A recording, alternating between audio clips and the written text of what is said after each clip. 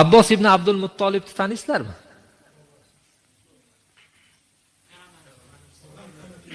Amakilari. Payg'ambarimiz alayhissalomning amakilari. Rasululloh bilan deyarli tengqur bo'lganlar. Rasulullohni rosa ham qadrdoni bo'lgan.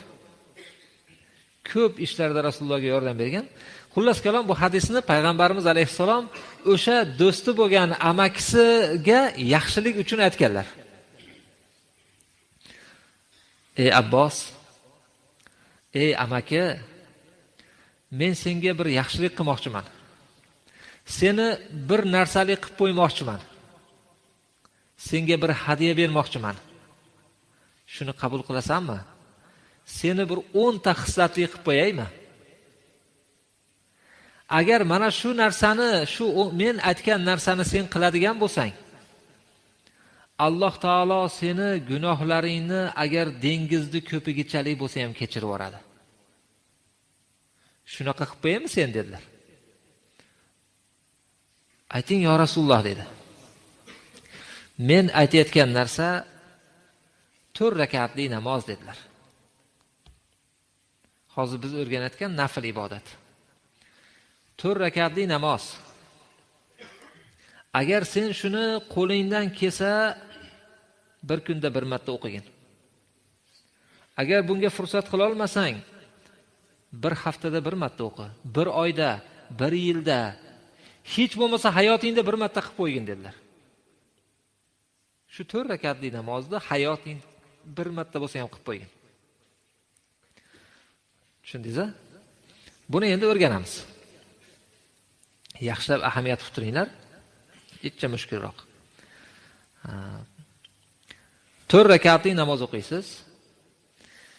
Ey Robbim, 4 rakatli nafl namoz o'qishni niyat qildim. Menga uni yengil qilgin va qabul qil. Ga o'xshash niyat qilasiz. Allohu akbar deb takbir aytganingizdan keyin Subhanakallohumma va bihamdikni o'qiymiz.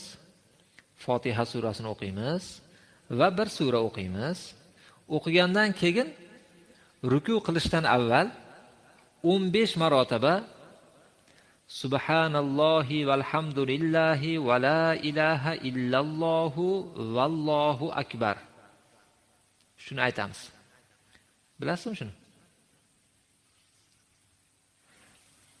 Subhanallohi valhamdulillahi va la ilaha illallohu vallohu akbar.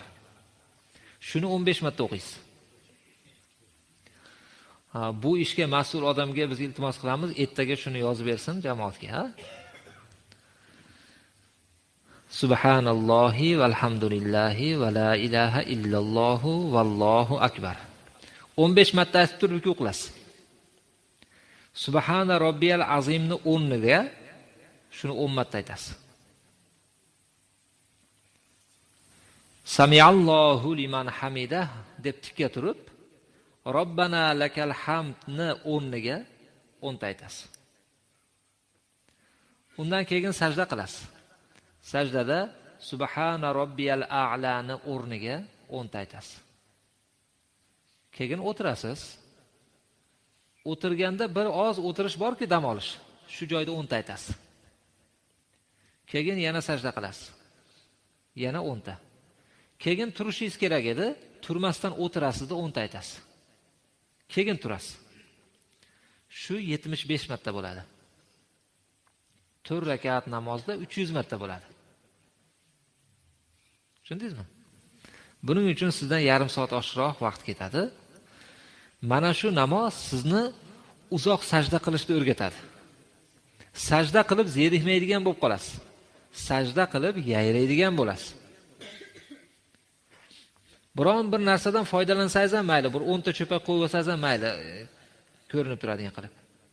Sanayotganingizda barmoqlaringiz bilan bunday badaningizni qisib qo'ysangiz ham mayli. Bunday qilmasangiz bo'ldi. Ha?